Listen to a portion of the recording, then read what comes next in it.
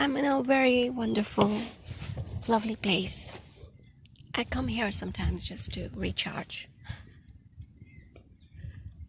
The walk here or the hiking is beautiful, although you need to have a bit of muscles to be able to do that. In my terms, not be scared because you don't know what you might come across.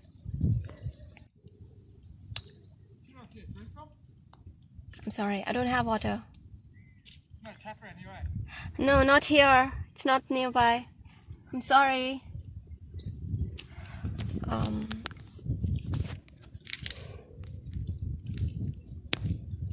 And so, like this person, he was going around freely for a bike ride. He asked for water. I couldn't help him with it because I don't have water with me. So I hope he gets water soon. I just hope. And I was looking at him and I was like, he's having that freedom to go around and walk. And I can't because first, I have to be careful. I don't go far away because I don't know what I might come across in terms of danger of any sorts. It could be a man or a guy who I don't wish to be around. Or it could be that ant, the big ants, those black ones that actually hurt when they hit. And for me, they are the monster, really. I mean, I'm sure of it. He was not wearing any pants. So he could get those monsters climbing all over his legs, and all he need to do is just push them away because he's not putting them into his mind as, oh my god, I can't walk around these because they may go and travel into my, even on my legs, and they might bite me somewhere, and I don't want that. And that stopped me from going for a beautiful walk, which I otherwise would. Last time I went with my slippers, and of course with slippers you are more likely to get them climb on you. And then I thought maybe I will wear shoes, and then my shoes were not so closed as well. So the next time I went, I don't know how, but they got inside my boots and into my skin, and they were climbing on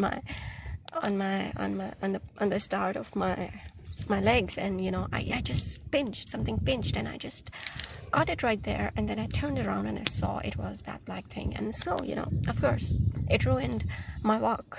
I couldn't do it, and I felt like how easy it is for anything to ruin anything in my life. It's just one bug is gonna just ruin my way. I can't go for a beautiful walk because that bug doesn't want me around. And sometimes I feel like, I at least feel that, I don't know about everybody else, but we have to go through. We can be stopped in our tracks by almost like the most tiniest thing. And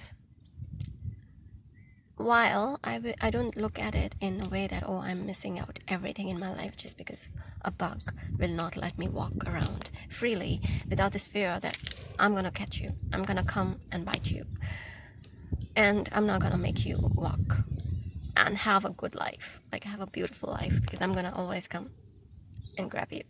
And I'm like, okay, I'm not. So usually I come, I sit in my car, and I just wish I could just easily go around and be a free person, like be a free human, and maybe walk for hours without have to worry, oh, where am I, or if I'm okay, or if I'm safe enough, because that's the only fear that would stop me in my tracks. And it was like, no, Farida, you should go back home, or you should not be here, or just don't do it. Because the other night I was with my community, and we were having this we usually have these, sometimes we go and meet together and eat, and then we're coming home. So I take a different road when I'm going home, to straight home. But because it was early, it was 9:30, I guess, so it was not that late, and I was just out, so I felt like it's such a beautiful night, let's go for a drive, and maybe if there's a good spot, I'll just wait for a few minutes and then I'll go back home. It was a very simple plan. It shouldn't have any problem, but there was something in my heart which was not very happy, because I saw my brother watching me turn on a different direction. And I was like, now his head is going, what is she doing? Why is she not going towards her home? Where is she going? And of course, I know my brother trusts me a lot, so I know he was not thinking anything bad. But I just thought, and that thought kind of stuck, Fida, why are you doing this? But I kept on and went on. And then I found a spot near the UWA, which is sometimes, I remember that. And I went there. It was such a beautiful, the moon was out. There were some people, actually. And then there was this beautiful waterfront where there was these boats. And it was beautiful. Like, it was peaceful. It was just lovely. And I could have spent hours if there was no fear connected to that being me. But I knew that in my heart, my thing was like, okay, Farida, 15 minutes, you can't do it more than that, because you're by yourself, and anything can happen because it's night and you completely don't know this place. You don't know what kind of people would come out, and creeps would be there and stuff like that. And so in my head, as soon as I had like spent 15 minutes, suddenly it was like, okay, go, we have to go back. And while I was going towards my car, I realized that because in a hurry, I just had half of my windows not closed, because sometimes they get stuck, and I'm like, I don't want to. I'm just going there for 5-10 minutes. I don't have to worry. Nobody's gonna come and rob the car and stuff like that. But while I was coming, my thought was, what if someone went in and sat in my car while I was out? And as soon as I sit in the car, they will be there to attack me. And so I said, okay, I'll open the lights, and then I'll sit and I'll maybe check the car so that it's empty, and then drive away, So it's not a big deal. And while I was thinking about that, I started to open the door. And what happened was, it never happened. It's the silliest thing to ever happen. Because I was scared and nervous, I just pushed a lot longer or harder my car key. And when I did that, it got stuck. So it got stuck in such a way that it was not coming out. So I couldn't open my car. And I'm stranded in this place. I just came to have a 15 minutes enjoyment, and I'm getting into this kind of thing. I called my brother with really embarrassed, and I was like, I just got stuck. My car is not letting me in. And he said, I'll send you some help, but see if it can work. And then finally I found a way to open it, but I had to grab the handle so hard that just broke. And then I called him back. Now my whole car door is completely gone. Like, it doesn't work anymore, so I can't close my door. I am inside my car, but I can't close the door. What do I do? And then I remembered I always have something stuff in my dicky, And I went back, I opened my dicky, and there was this long piece of my jeans, which was a stretchable jeans. And I couldn't think of anything else but to hold my door from the window in a way, like clasp it in such a way that I can travel half an hour to home without a door working.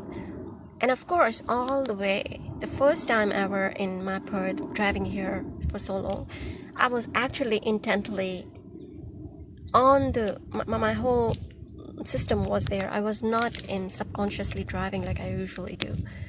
I was there in the moment, making sure that my door stays closed, and it does not. And then all the time my mind was saying, as soon as I was on the highway, that with the wind, it's gonna be blown, so the knot will come out, and someone will be getting my jeans will land on someone's windscreen, and I will be in trouble because someone, like a police, would come and say, why the hell were you putting yourself at risk, and the world and everybody. And I was like, really, this is not the best way this night could have turned. My little small desire to just have a little good time alone by myself without having to worry about anything has turned out in this kind of a disastrous situation. I reached home. I finally got my car locked down in very little cheap, because the idea was it's gonna cost me at least $300. It only costed me $36, and that's how it works. Like, the fear, the way our mind makes things complicated when it shouldn't, needs to be understood. Like, why did this whole thing happen? I was going for a beautiful drive Except that there was one extra thought that happened, and which was, are you sure? Is it going to be safe? Because that one thing just stuck with me. Are you sure? Is it going to be safe? Are you sure? Is it going to be safe? And because it was a little constant reminder of something was not right about this whole trip, I saw what happened. It only left me with the one thing. At the end of the day, I just came with this one realization. Don't follow that voice that says, have a trip when you should have been going home. Because look at what the massacre you got. Of course, I had this beautiful moment, 15 minutes of my time, which I was like almost in a magical land. But the rest was all havoc. I was worried about what my brother would think. He would scream at me, why the hell did you have to make it? But of course, he never acts like that. He's always very, very openly. Of course, but if he had to come all the way 40 minutes just to save my life, I would always think, why did I have to do something to put their, life in jeopardy? But the point is, I know for sure this was not a required visit. But if it had been a required visit, I know my brother's way of looking at it would be very different. My way of looking at it very different. I would still feel bad about things going wrong, but this just reminded me that, okay, you need to be careful. You just need to be careful. You'll always get in trouble. Every time you'll want to do something remotely fun and a little, trying to be a brave person or just trying to live your life, basically, with freedom and not caring about anything too much about, making sure everything is safe and secure, before you take that one step, one little tiny space to breathe free. But that's not the lesson I should have taken. And that's not the lesson we should take.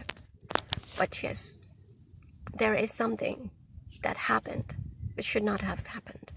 And I need to understand, I need to understand why this happens and how can we stop this from happening. And if something like this happens, what do we need to really remember out of it? Like what are the right lessons that we need to take, not the wrong lessons, which continuously stop us and keep bringing these bad or undesired events into our lives, which we can easily go with it. I would never have in thousands and millions years imagined something like my car door being stuck just because I was a little nervous. It doesn't work. It was the most bizarre thing to happen, but it happened. The worst thing that I would have, the most unimaginable things happened. There was no man trying to strangle me that night, but my car door got stuck and I had to drive with an open door all the way for the 30 minutes. So that was not interesting, and that was not, but definitely it's better than being strangled by someone, right? So in that way, it did work out. It was like, now I look at it as an adventure. Now I look at it as a fun story to share, but I was trying to keep myself as cool as possible because I've got a lot of prayers and I'm very strong in faith. So I was constantly calling my spiritual guy to keep it safe, keep it low, I don't get hurt, nobody gets hurt because of me and stuff like that. And luckily it does work always, but you're still in a constant stress until you're completely safe in a place where you can definitely not harm anybody or get harmed yourself. All right, thanks.